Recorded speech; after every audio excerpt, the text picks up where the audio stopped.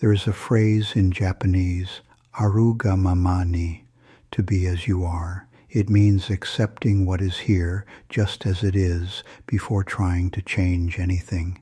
In Japanese life, words from Buddhism have quietly blended into everyday speech. Shusa, to advance in life. Kodawari, to be particular. These words were once born from the teachings of the Buddha, yet over centuries their meanings have shifted, taking on a different life in our daily conversations. The difficulty of living, the gratitude for life, and the beauty within it all flow together in one quiet stream. Tonight, let us drift with that current, release the knots within our hearts, and follow the rhythm of a gentle breath into a deep and peaceful sleep. We live in a world that is always moving. Moments appear and moments fade. When we try to hold them still, we often find ourselves exhausted, and yet we cling. We cling without even noticing. We cling to our belongings, afraid they might be lost. We cling to our opinions, certain they must be right. We even cling to our own image of who we are, as if it could never change. Clinging feels safe, like a hand gripping a branch in the middle of a storm. But if the branch is weak, holding on only delays the fall. Think of a child clutching a toy. The more someone tries to take it away, the harder the child holds on, tears filling their eyes. As adults, we do the same, not with toys, but with beliefs, relationships, and routines. We protect them fiercely, believing they are part of who we are. But the truth is, we are not our possessions, nor our titles, nor the stories we tell ourselves. Clinging may feel like strength, but it is only fear in disguise, and fear makes our world smaller. To loosen our grip is not to lose. It is to let life breathe. It is to feel the breeze pass through the branches without trying to trap the wind in our hands. When we loosen our grip, something unexpected happens. At first there is fear, the fear that without control everything will fall apart. But then there is space for something new to arrive. It's like opening a window in a room that has been closed for years. The air changes, the light shifts. You begin to notice details you never saw before. This is why the Buddha spoke of non-attachment, not as a cold rejection of life, but as a warmer embrace of reality. Non-attachment does not mean indifference. It means loving without trying to own. It means appreciating without needing to keep. When we stop clinging, we can finally see things as they are, not as we wish them to be. And in that clear seeing, a quiet joy begins to grow. And once we have touched that joy, we may wonder if letting go changes our view of the world. How might it change the way we treat others? That is where our journey now leads. When we begin to see clearly, something else quietly shifts inside us. The walls we've built between ourselves and others start to soften. We notice that the stranger on the train, the colleague who frustrates us, the friend we haven't spoken to in years, all carry their own burdens just as we do. It is here that compassion naturally blooms, not as an effort but as a reflex, like the way you reach out when you see someone about to fall. The Buddha called this karuna, a tenderness that comes from recognizing our shared humanity. When we are no longer busy protecting our own little island, we have the energy to build bridges, and in crossing those bridges, we find that helping others is not a loss of ourselves, but a deep confirmation of who we really are. So the question becomes, if compassion flows so easily when the heart is open, how do we keep it open in the face of suffering? That is the path we walk next. When suffering appears, our first instinct is often to turn away. We tighten, we close, as if bracing for a storm. But the Buddha taught that running from pain only makes the shadow grow longer. Instead, he invited us to meet it, not with force, not with resistance, but with the same steady gaze we would offer a child who is crying. When we sit with our own sorrow without judgment or hurry, something unexpected happens. The sharpness begins to soften. We see that pain is not an enemy, but a messenger, carrying lessons about impermanence, about letting go, about the deep capacity of the human heart. And just as night eventually turns to dawn, the mind that can stay with suffering will also be the mind that recognizes the first light of peace. So rather than asking, "How do I get rid of this pain?" we learn to ask, "What is this pain here to teach me?" And so, in listening to what pain has to say, we begin to notice its quiet truth. Nothing stays the same. The moments we cling to, whether joyful or bitter, are already changing, slipping like water through our fingers. The Buddha compared life to a river. No matter where you step in, the water is never the same. It flows, it shifts, it moves on. This is impermanence, the tender, unyielding law that shapes every breath we take. When we forget this, we suffer twice, once from the loss itself, and again from our struggle to hold on. But when we remember it, our grip loosens. We can love what we have more fully because we no longer expect it to last forever. We can let go with gratitude because we know the tide must turn. Impermanence is not here to steal from us. It is here to remind us that every moment is a rare gift and that the beauty of life lies in its passing. And so, when we see that everything changes, something inside us begins to soften. We stop fighting the river. We stop demanding that the current flow backward.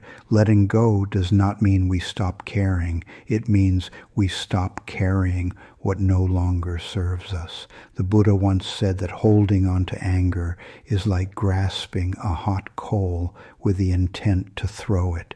We are the ones who get burned, and it is the same with regret, with old wounds, with stories we keep telling ourselves about who we are.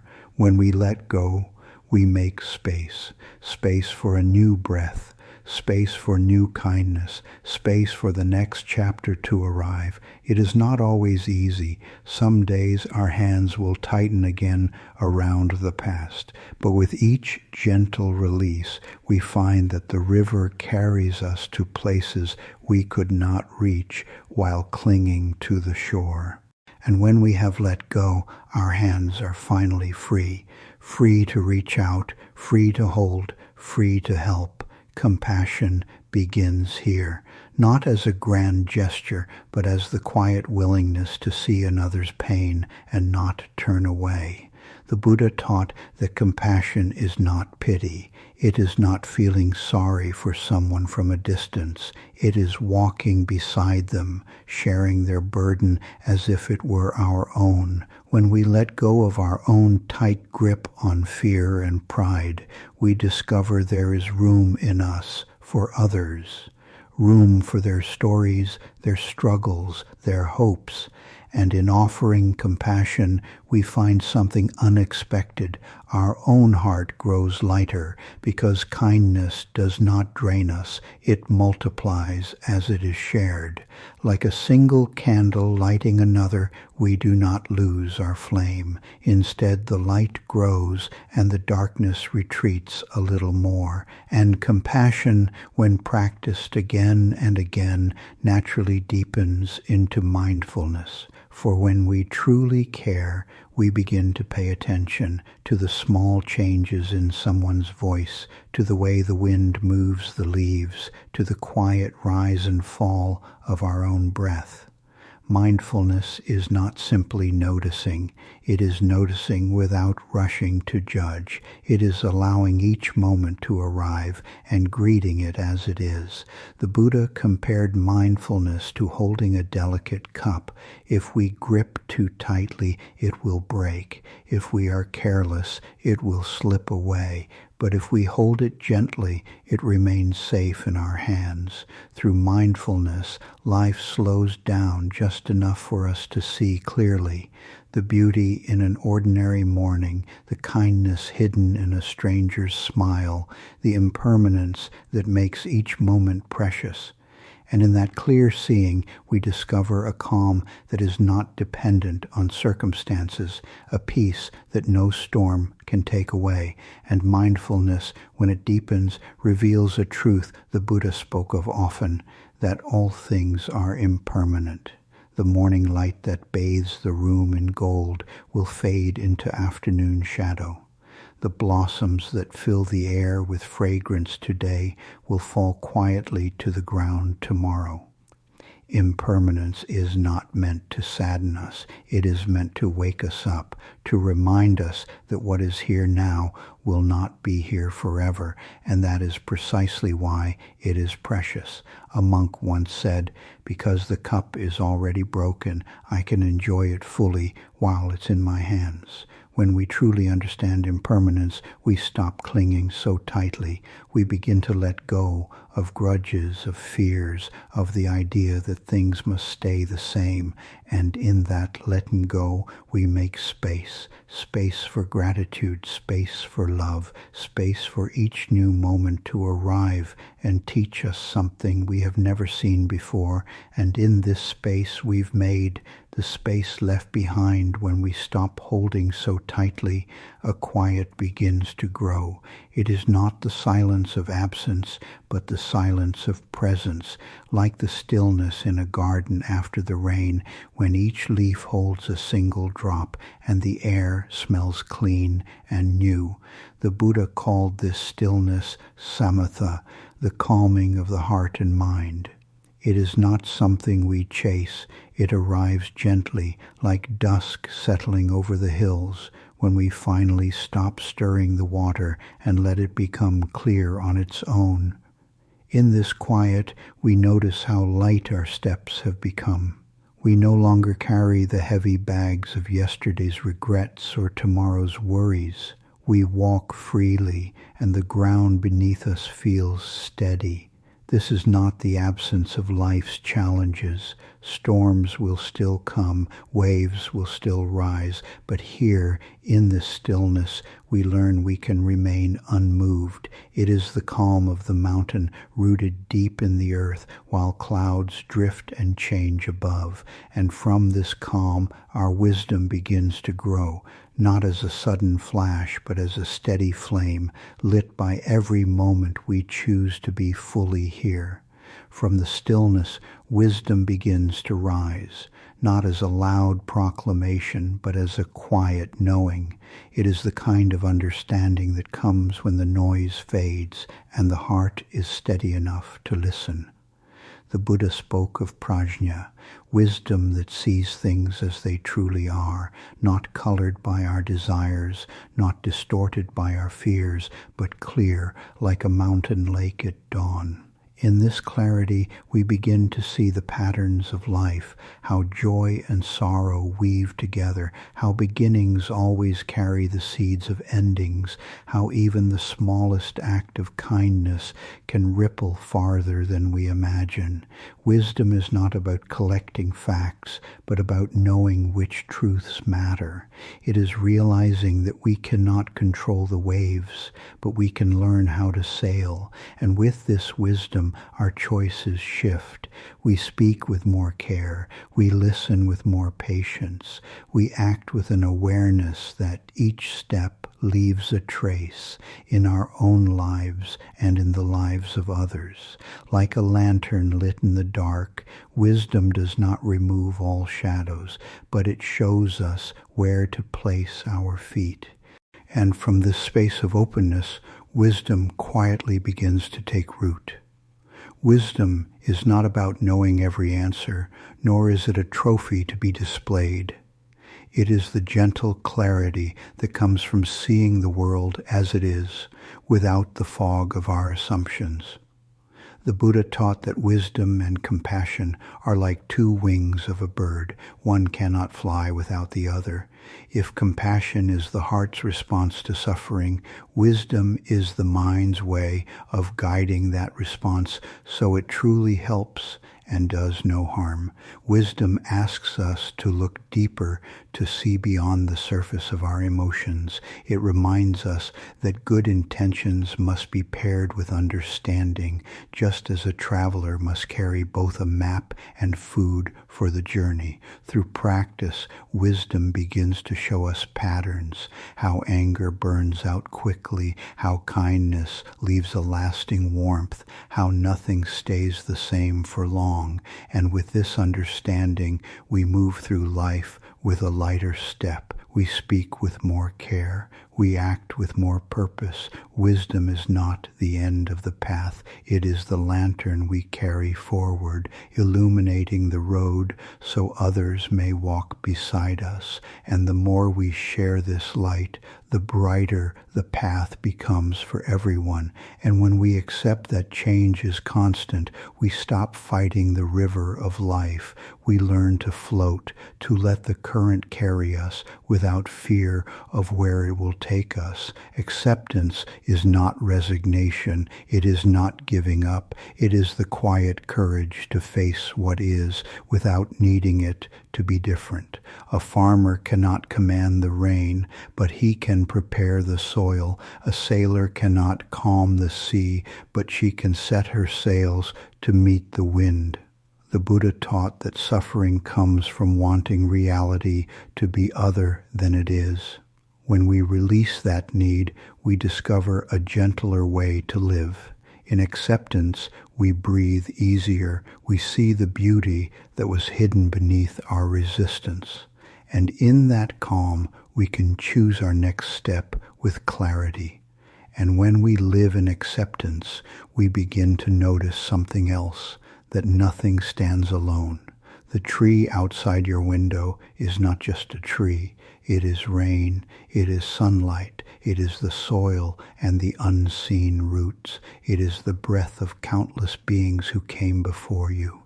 You too are not separate. Your laughter carries the voices of your ancestors. Your steps follow paths worn smooth by those who walked before.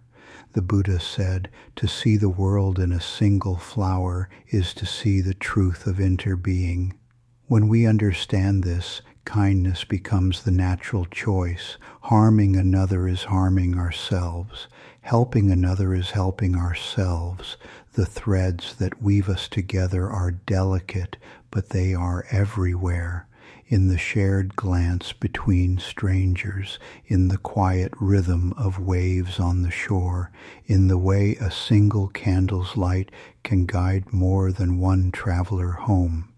Then, from seeing our deep connection, gratitude begins to arise naturally, not the kind of gratitude that waits for something grand, but the quiet, steady kind that notices the small blessings scattered through each day, the warmth of sunlight on your skin, the sound of rain against the roof, the way a friend listens without hurrying you along. The Buddha taught that a grateful heart is a fertile ground for joy. When we appreciate what is here now, we stop chasing after what we think is missing. Even in difficulty, there is something to honor, a lesson, a moment of resilience, or simply the breath that keeps us alive. Gratitude turns what we have into enough, and enough into abundance. It shifts our focus from scarcity to presence, from longing to contentment. And as gratitude deepens, it naturally blossoms into compassion once more, a circle without end, each virtue feeding the other, each moment inviting us to begin again. And so the path is not a straight line, but a gentle spiral. We return again and again to letting go, to compassion, to mindfulness, each time seeing a little more clearly, feeling a little more deeply. The Buddha compared practice to tending a garden. You do not plant a seed once and walk away. You water it, pull the weeds, and wait with patience as it grows. Some days the growth is visible. Other days it seems nothing has changed. But beneath the surface, roots are quietly deepening, preparing to support what will one day bloom. So it is with the heart. We keep showing up. We keep breathing, listening, and letting the practice shape us in ways we may not notice until much later. The peace we seek is not far away. It is here, woven into the moments we live with awareness and kindness. When we live this way, the small details of life begin to reveal themselves in new colors. A single breath becomes a quiet celebration. The laughter of a child in the distance feels like a bell ringing in the heart. Even the stillness between moments, which we once called emptiness, becomes a gentle presence. The Buddha often spoke of seeing deeply. This is not about looking harder with the eyes, but about looking with the whole of our being, allowing the mind to settle, allowing the heart to listen. When we see deeply, we do not just notice a flower, we notice the rain that fed it, the soil that held it, the countless hands that kept the world turning so it could bloom. From this deep seeing comes patience. Patience is not waiting with gritted teeth, but resting in trust that the seasons will turn when they are ready. Just as the moon moves through its phases without being hurried, so too do our lives unfold in their own time. Rushing the process only clouds our vision. Trusting it clears the way for peace. Patience teaches us to meet each moment fully. If joy is here, we savor it. If sorrow is here, we give it space to breathe. We do not push away what is uncomfortable, nor do we cling to what is pleasant. Instead, we hold each with the same gentle care, knowing that both are teachers on the path. In walking this way, humility naturally arises. Humility is not thinking less of ourselves, but remembering that we are part of a vast and interwoven whole. It is bowing to the mystery of life, knowing we do not control the tides or the stars, and yet we are shaped by them. It is standing at the edge of the ocean and feeling deep in our bones that the same water touching our feet has touched every shore. With humility comes openness, a willingness to learn from every person we meet, from every challenge that comes our way. The wise do not shut themselves away from life. They walk directly into it, ready to be changed by what they encounter. And in this openness, generosity blooms. Generosity is more than giving things. It is giving time, attention, and presence. It is looking into someone's eyes and truly seeing them without the rush to reply. It is sharing a moment of silence that says, I am here with you, even when no words are spoken. The Buddha taught that generosity is the first perfection because it softens the heart and loosens the grip of self. When we give without expecting in return, we taste a freedom beyond possession. Our hands, once clenched, become open, and in opening they can both give and receive. Generosity also invites joy. The act of giving becomes its own reward, for it connects us to the simple truth that what we give away was never truly ours to keep. The smile you offer to a stranger may be forgotten by you in minutes, but it may warm their heart for a lifetime. Living with generosity shifts our inner landscape. Scarcity loosens its hold, replaced by the quiet knowing that there is always enough time to pause, enough kindness to share, enough space in the heart for one more person, and so the path circles again. We return to awareness, to compassion, to wisdom, each time a little lighter, each time a little more grounded in the truth that nothing is separate and nothing is permanent. The Buddha compared the mind to a clear lake. When stirred by wind or storm, the reflection becomes distorted, but when the water is still, it reflects the sky exactly as it is. Our practice is simply this: to keep returning the water of the mind to stillness, so it may reflect the truth of the world without distortion. And even when the winds rise again, as they always will, we remember that stillness is not gone, only hidden beneath the ripples. We breathe, we watch, and slowly the surface clears. Step by step, breath by breath, we come to see that the path is not about becoming something else. It is about uncovering what has always been here, a quiet, steady light that no storm can extinguish. This light is not something we must earn. It has been with us since the beginning, shining quietly beneath our fears, our doubts, our endless striving. Like the sun hidden behind clouds, it never truly disappears. It only waits for us to notice. The Buddha likened this to polishing a mirror. Over time, dust gathers, habits, worries, regrets, until we can no longer see our own reflection clearly. But with each act of mindfulness, each moment of kindness, we wipe away a little of that dust. Eventually, the mirror reflects not only ourselves, but the whole world as it truly is. This seeing is freedom. Not the freedom of doing whatever we please, but the freedom of no longer being pushed around by every passing thought and feeling. We learn that we can feel anger without becoming it, experience fear without being ruled by it, hold sorrow without drowning in it. And in this freedom, joy begins to bloom. Joy is different from pleasure. Pleasure often depends on conditions, a certain taste, a certain sound, a certain outcome. Joy, however, arises from within, independent of whether life is going our way. It is the quiet happiness of knowing we are alive in this moment, breathing, connected, part of something vast and beautiful. The Buddha encouraged the cultivation of joy, for it nourishes the heart like rain on thirsty soil. When joy is present, even our challenges feel lighter, and our compassion has more strength to flow outward. Yet joy does not mean we close our eyes to suffering. It means we face it with a heart that has known light, so that we do not lose ourselves in the dark.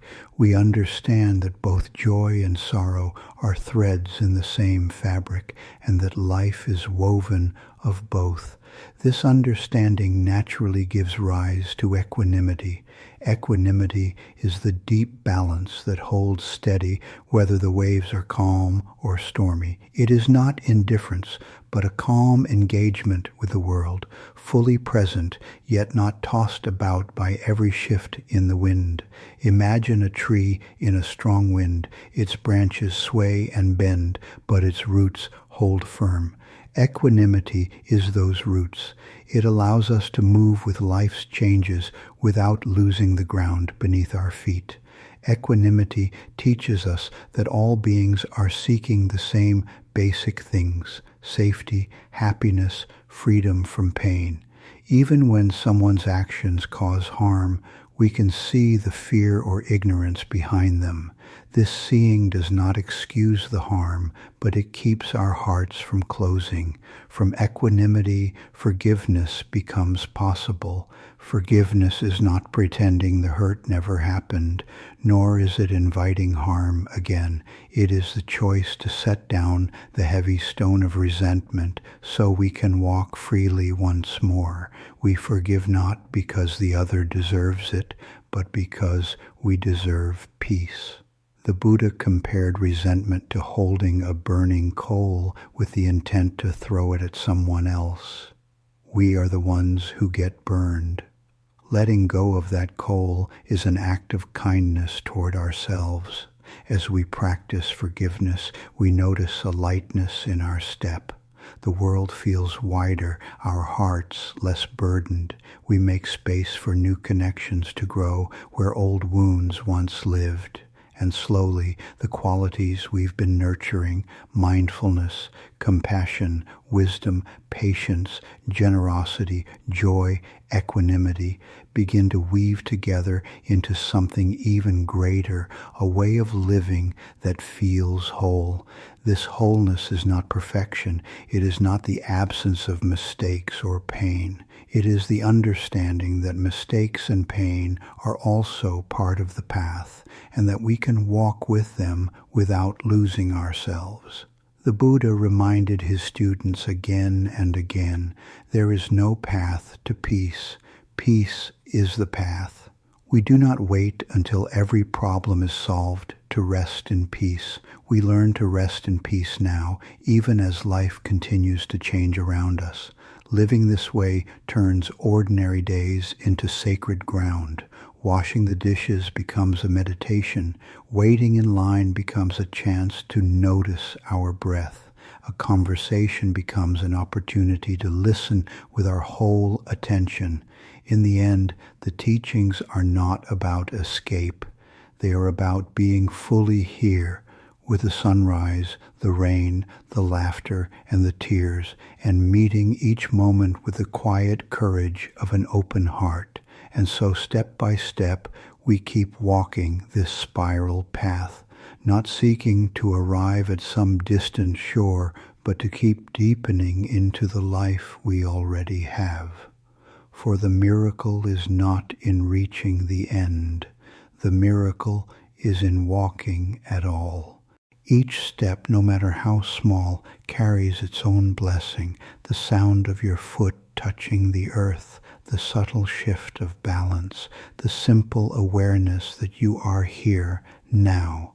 In this way, walking becomes more than movement. It becomes a way of remembering who you are. The Buddha often taught walking meditation, not as a break from life, but as a way to fully enter it. He would remind his students, you have already arrived with the next step. There is no need to rush toward a finish line that does not exist. Every step is the destination. When we walk like this, our thoughts begin to slow. The chatter of the mind softens, and the world around us grows vivid. A bird's call rings clear in the distance. The air smells faintly of rain. Even the feeling of the ground beneath our feet becomes a source of gratitude. In this presence, life feels less like something to be managed and more like something to be experienced. We stop measuring our worth by how much we accomplish and begin to measure it by how deeply we have lived each moment. Still, the mind will wander. It will pull us toward the past or the future, toward worry or longing. This is natural. The practice is simply to notice and return again and again to the step we are taking now. Over time, this returning builds a quiet resilience. We learn that no matter how far we drift, we can always come back. There is always the next breath, the next step, the next moment to begin again. This ability to begin again is one of the greatest freedoms we have. It means that no mistake is final, no failure permanent. Each day offers us the chance to realign with our deepest values, to choose kindness over anger, patience over haste, understanding over judgment. In practicing like this, we also begin to see the impermanence of our emotions. Joy rises and falls, frustration flares and fades, sorrow comes in waves and eventually recedes. Nothing, not even our most intense feelings, stays forever. This awareness changes how we respond. We no longer cling so desperately to pleasure, nor fear discomfort as if it will last forever. We meet each experience as a passing guest, welcoming it and letting it go. This letting go creates space for generosity. When we are not so tightly wound around our own wants, our hands naturally open to give. The Buddha praised generosity as one of the highest virtues, not because it benefits the receiver alone, but because it frees the giver. Generosity is not only about material things, it is also the gift of our time, our attention, our patience. It can be as simple as truly listening to someone's story or offering a moment of kindness to a stranger with no expectation in return. When generosity flows freely, we stop seeing life as a competition for scarce resources. Instead, we see it as a shared abundance, a web of giving and receiving that sustains us all. And as we give, we notice that we too are constantly receiving the kindness of those who came before us, the labor of countless hands that make our lives possible, the earth itself offering food, water, and air without asking for payment. Recognizing this constant exchange deepens our sense of belonging. We are not isolated beings struggling alone. We are part of an intricate, interdependent whole. This understanding naturally leads to humility. Humility is not thinking less of ourselves, but seeing ourselves clearly as one part of a vast and beautiful tapestry. We are important, but we are not the center of everything. Humility frees us from the exhausting task of defending an inflated image of ourselves. We can admit mistakes without shame. We can celebrate others' successes without envy. We can accept help without feeling diminished. The Buddha taught that humility opens the door to deeper learning. When we believe we already know everything, we close ourselves off from growth. But when we remain open, life itself becomes our teacher. Every challenge, every joy, every ordinary day. And in this openness, patience becomes easier to practice. We stop demanding that everything happen on our timeline. We allow life to unfold at its own pace, trusting that each season has its purpose. Patience is not simply waiting, it is how we wait. It is the calm trust that even if we cannot yet see the outcome, our steady presence is itself a form of progress. Through patience, we learn to savor the journey instead of rushing toward an imagined end. We see that the seed does not need to be forced into blooming. It will open in its own time, just as we will. And so the path continues, step by step, breath by breath, not as a race to finish, but as a way of living that honors each moment for what it is.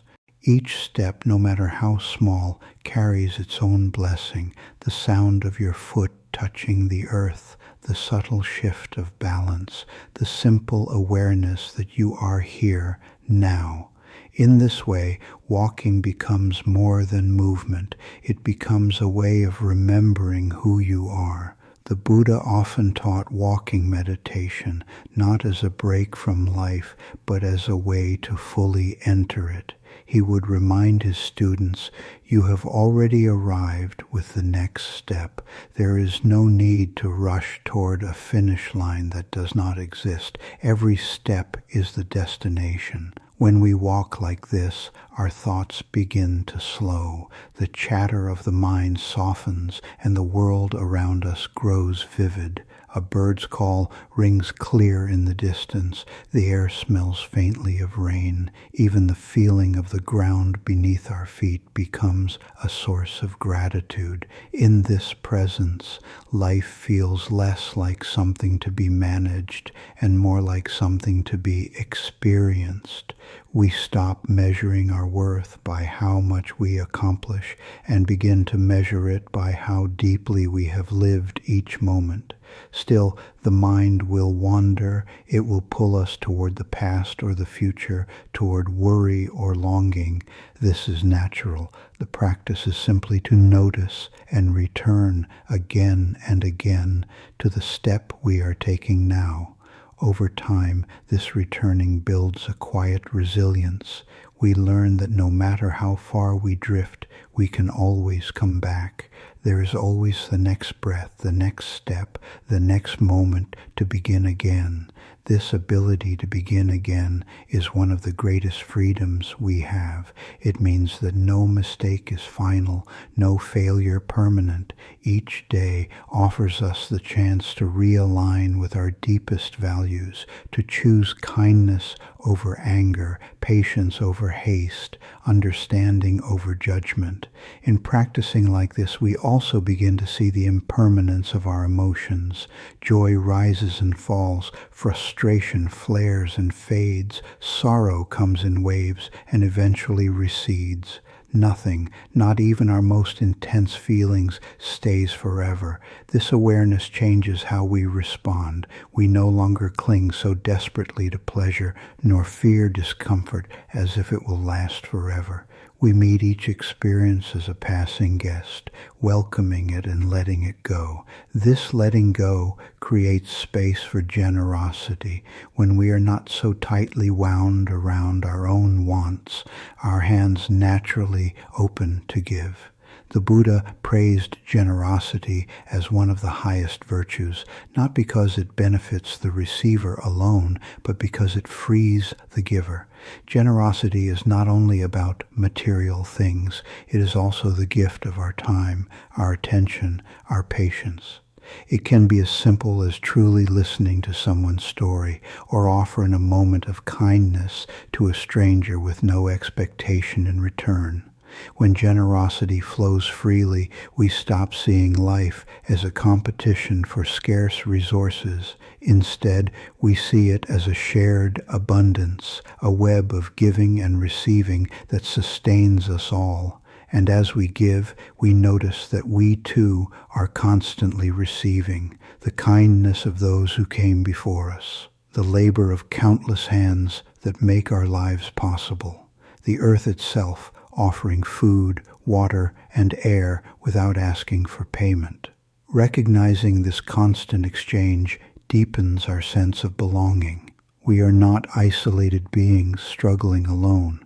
We are part of an intricate, interdependent whole. This understanding naturally leads to humility. Humility is not thinking less of ourselves, but seeing ourselves clearly as one part of a vast and beautiful tapestry. We are important, but we are not the center of everything. Humility frees us from the exhausting task of defending an inflated image of ourselves. We can admit mistakes without shame. We can celebrate others' successes without envy. We can accept help without feeling diminished. The Buddha taught that humility opens the door to deeper learning. When we believe we already know everything, we close ourselves off from growth. But when we remain open, life itself becomes our teacher. Every challenge, every joy, every ordinary day. And in this openness, patience becomes easier to practice. We stop demanding that everything happen on our timeline. We allow life to unfold at its own pace, trusting that each season has its purpose. Patience is not simply waiting, it is how we wait. It is the calm trust that even if we cannot yet see the outcome, our steady presence is itself a form of progress. Through patience, we learn to savor the journey instead of rushing toward an imagined end. We see that the seed does not need to be forced into blooming. It will open in its own time, just as we will. And so the path continues, step by step, breath by breath, not as a race to finish, but as a way of living that honors each moment for what it is. There was once a lay practitioner known as Vimalakirti. Though he lived not in a monastery, but among the people, his wisdom was so deep that even great monks came to learn from him.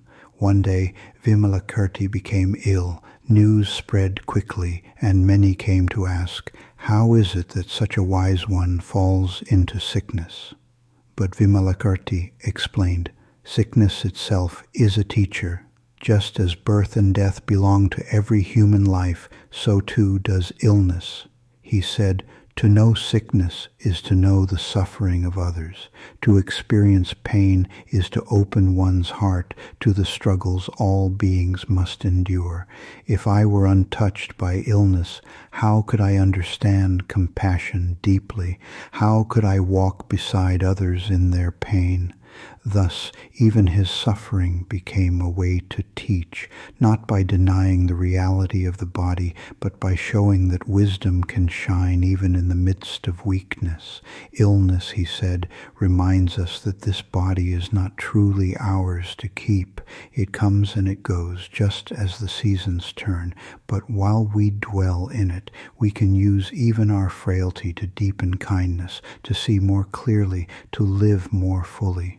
Vimalakirti's illness was not hidden away. He did not conceal his weakness, nor pretend to be beyond the reach of human pain.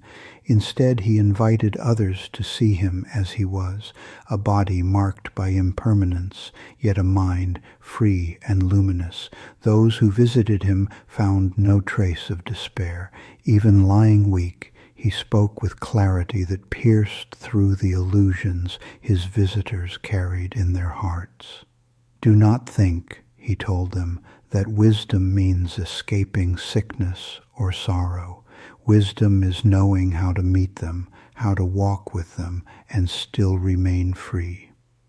Many of his disciples struggled to understand. To them, illness was a sign of failure, a punishment, or a burden to be cast aside. But Vimalakirti turned this view upside down. He said, "The body's pain is not separate from the path. It is part of the very ground upon which awakening stands. To reject sickness is to reject the human condition itself, but to accept it with clarity, this is to walk in harmony with truth." He compared sickness to the shadow of a tree. You cannot remove the shadow without also removing the tree. Likewise, you cannot live a human life without meeting suffering, and yet the shadow does not dim the sun. The sun still shines, and the tree still grows. In the same way, suffering does not erase the possibility of joy. Illness does not cancel wisdom. Rather, it is in contrast with pain that compassion is made brighter. Vimalakirti reminded them, when you fall ill, your pride begins to dissolve. You see how fragile you are, and in that fragility you discover tenderness for others. He spoke of sickness as a doorway to humility, a doorway to deeper seeing, a doorway to patience. For when the body cannot rush, the mind learns stillness. When strength falters, the heart turns more easily toward gratitude. Some monks asked, "Then should we not wish to be free of disease?" He smiled and answered, "To cling to health is another form of attachment. To cling to sickness is the same. The middle way is to neither seek nor reject, but to use what comes as practice. If health is given, walk with it. If sickness arrives, learn from it. Either can be the ground of awakening. This teaching unsettled many. It is easy to admire wisdom in times of strength, but to see it shining in weakness, that is harder to grasp. Yet those who sat with Vimalakirti in his sick room left with lighter hearts. They saw that even within frailty, a vast freedom remained untouched. He showed them that illness need not harden the soul. It can soften it. It can open new doors of empathy. It can remind us of what truly matters. And in this way, his sickness was not an obstacle to the Dharma. It was the very vehicle through which the Dharma was revealed. Vimalakirti's words echo across centuries, whispering to us still, do not wait for perfect conditions. Do not imagine that wisdom blooms only in temples or in health. The truth can be seen anywhere, even on a sickbed, even in the midst of pain. For wherever impermanence is found, there too is the path. When word spread that Vimalakirti had fallen ill, disciples, monks, and lay people alike hurried to his side. Some came out of concern, others out of curiosity, and still others hoping to witness a final teaching from the one who had long been known for his wisdom. But many hesitated at the threshold of his chamber. To see their teacher weak, to see him lying in bed like any other mortal, shook their faith. If such a sage could fall ill, what hope was there for the rest of them? One disciple whispered, is not enlightenment freedom from suffering? If he is truly awakened, why should sickness touch him? Vimalakirti overheard and beckoned the disciple closer. His voice was soft, yet it carried with the weight of truth. Do not confuse freedom with escape, he said. The enlightened one does not flee from life. He embraces it fully. To be human is to know sickness and aging and death. But to be awake is to meet these with equanimity, to see them as passing clouds in the vast sky of awareness. The disciple bowed his head, realizing his misunderstanding. Another visitor, a wealthy merchant, asked anxiously, Master, do you not fear the pain? Do you not fear death approaching? Vimalakirti smiled faintly. Pain belongs to the body. Fear belongs to the mind. Both arise and pass away. Why should I cling to either? Death, too, is not an enemy. It is a doorway, a change of form, like the falling of a leaf in autumn. The leaf does not vanish. It nourishes the soil, becoming the ground for new life. The merchant left with tears in his eyes, not of sorrow, but of release. For the first time, he saw death not as something to dread, but as a teacher of impermanence. Others who came sought practical guidance. How should we care for you, Master? They asked. What can we offer? Vimalakirti replied, care for one another, offer kindness where you see suffering. If you bring food to me, share it also with the hungry outside my door. If you bring medicine, remember those who cannot afford it. For my illness is not separate from theirs, and your compassion to them is compassion to me. In this way, his sick room became a place of teaching. Not through lectures or long discourses, but through the simple presence of a man who turned even his weakness into wisdom. A young novice, barely a monk for a year, confessed his fear. Master, when I imagine myself in your place, I tremble. How can I bear pain without despair? Vimalakirti lifted his hand, thin and trembling, yet his gesture was steady. Do not wait for pain to arrive before you learn. Begin now. Sit with your breath. Sit with the small discomforts of daily life. Do not rush to push them away. Meet them gently, and they will lose their power. When great suffering comes, you will already know its taste, and you will not be broken. The novice's eyes widened, and in that moment a seed of courage was planted in his heart. Through such encounters, the visitors began to understand. Illness was not a stain upon enlightenment. It was a mirror reflecting the very truths the Buddha had spoken. All things are impermanent. All beings are interdependent. All suffering can give rise to compassion. Vimalakirti's chamber became a gathering place. People left not with despair, but with renewed strength. They saw that weakness could be a kind of power, a power that teaches without force, that opens hearts without demand. In later days, many would recall, I went to comfort the Master, but it was he who comforted me. And this was his great gift, not that he banished pain, but that he showed pain could be carried with dignity and even with joy. His sickness was not an end, but a beginning, a teaching that reached further than any sermon spoken in health. For in the quiet of that sick room, the Dharma became flesh and bone. It breathed, it coughed, it weakened, yet it remained unbroken, and those who left his side carried with them a new vision of the path, that even in frailty, awakening shines, that even in dying, life continues to teach. When the disciples of the Buddha heard that Vimalakirti was ill, they gathered in council. Who among them should go to visit him? Who had the strength to stand before the lay sage, whose wisdom often surpassed even their own? One by one, the great disciples lowered their eyes. Each remembered a moment when Vimalakirti had humbled them with a question or pierced through their pride with a single phrase.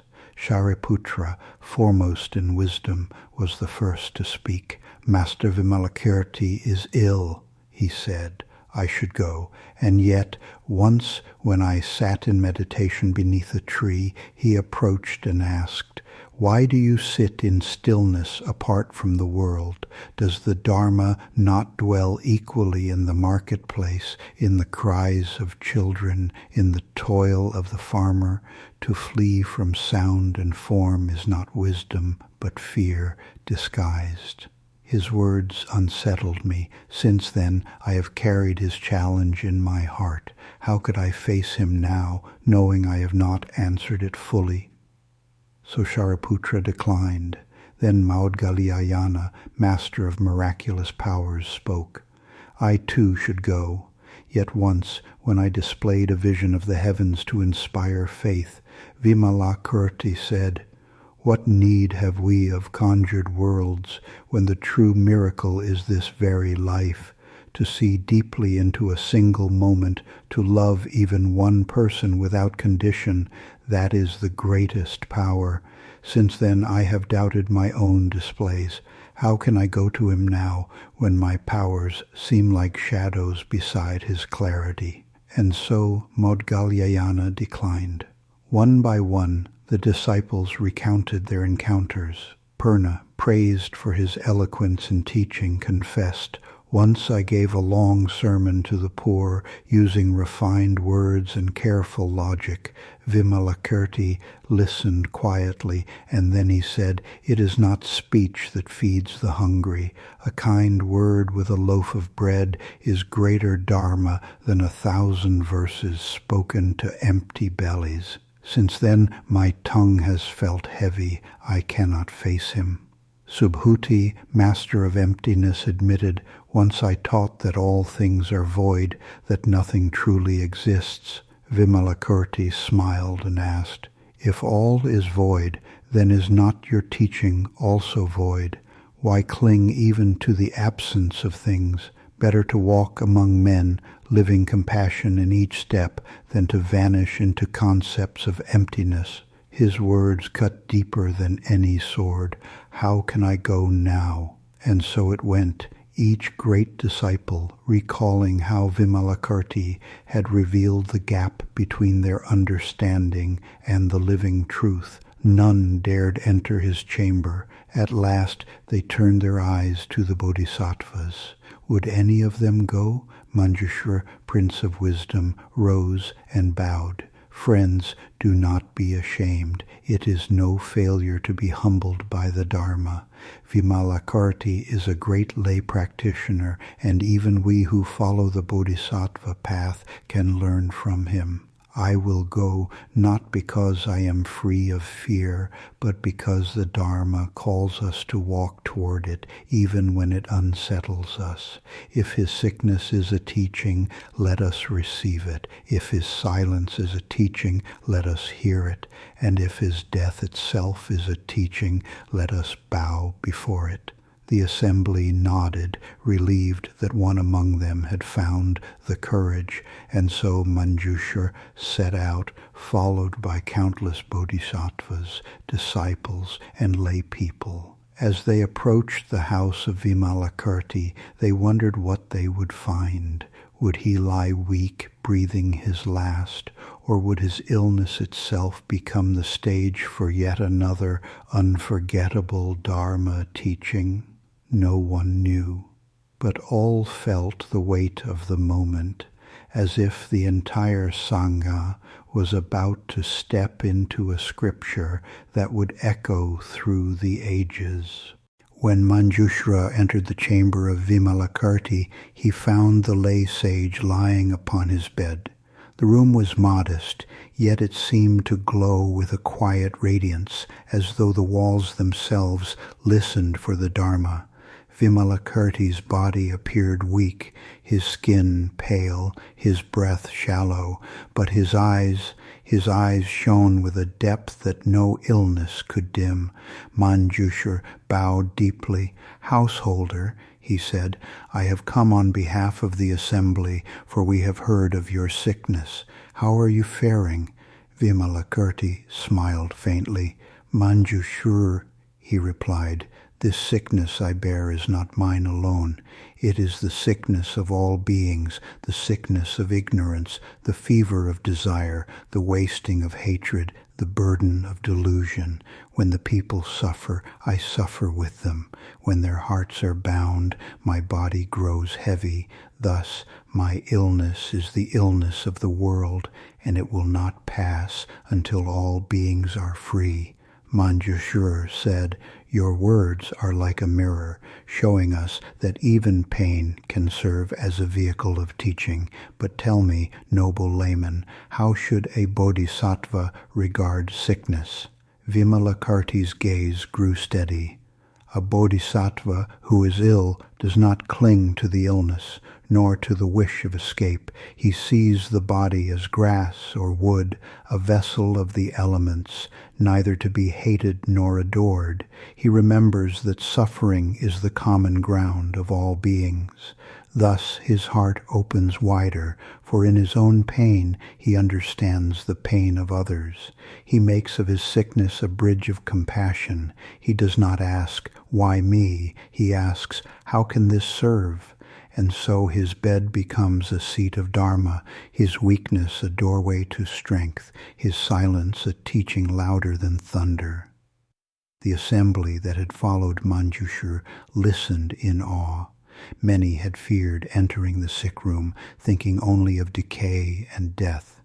But here, before them, illness was transformed into wisdom and compassion. Manjushra pressed further. "But if a bodhisattva makes illness his path, is he not in danger of glorifying suffering? Should he not wish to be free of it?" Vimalakirti answered, "To reject healing is ignorance. To cling to healing is also ignorance. The bodhisattva walks the middle way. He tends the body with care, yet does not mistake it for the self. He welcomes relief when it comes, yet uses even affliction as a chance to deepen compassion. Just as a lotus grows from the mud, the Bodhisattva's wisdom grows from the soil of suffering. To hate the mud is to reject the flower. To cling to the flower while forgetting the mud is to miss the truth. At these words, many among the assembly wept. They had sought to flee sickness, to deny it, to hide it behind chants and rituals. But Vimalakirti revealed that sickness itself was not an enemy, but a teacher, stern, unrelenting, yet faithful in its lesson. Manjushri bowed once more. Householder, you lie upon a sickbed, yet your wisdom surpasses even the healthy. Truly, your chamber is a hall of Dharma. Vimalakirti closed his eyes briefly, then whispered, "Remember this, Manjushri, the true illness is not of the body, but of the mind that clings. The true healing is not found in medicine alone, but in awakening to the Dharma. When the mind is clear, even pain cannot bind it. When compassion flows freely, even a frail body becomes a vessel of boundless strength." The silence that followed was deep and reverent. No one dared speak. Even the sound of their own breathing felt like an interruption. And in that silence, the disciples realized something. They had come to comfort the sick, but it was the sick man who had healed them. And so, the words of Vimalakirti remind us that even in the midst of sickness, clarity can shine, compassion can grow, and wisdom can guide us gently forward. The path of practice is not distant. It is found here in each breath, in each moment of kindness, in each willingness to see things as they are. If we return again and again to this simple awareness, we discover that peace is not a final destination. It is the quiet companion walking beside us now. This is where we close our reflections today, but the practice continues in silence, in sound, in the life around us. If you wish to go deeper, you can explore guided meditations, sutra recitations, and calming soundscapes inside the Gassho app. It is a space created to bring you moments of stillness, wherever you are, whenever you need them. Now we leave you with sound alone, the gentle chorus of insects, the rhythm of nature that softens the mind. This very soundscape can also be found within the Gassho app, alongside other offerings, traditional sutra chanting, guided meditation classes, and more spaces for quiet reflection. It is all there, waiting to help you return to stillness whenever you need it. So as you listen now, know that you can carry these same sounds with you, in your pocket, in your daily life, a reminder that peace is never far away.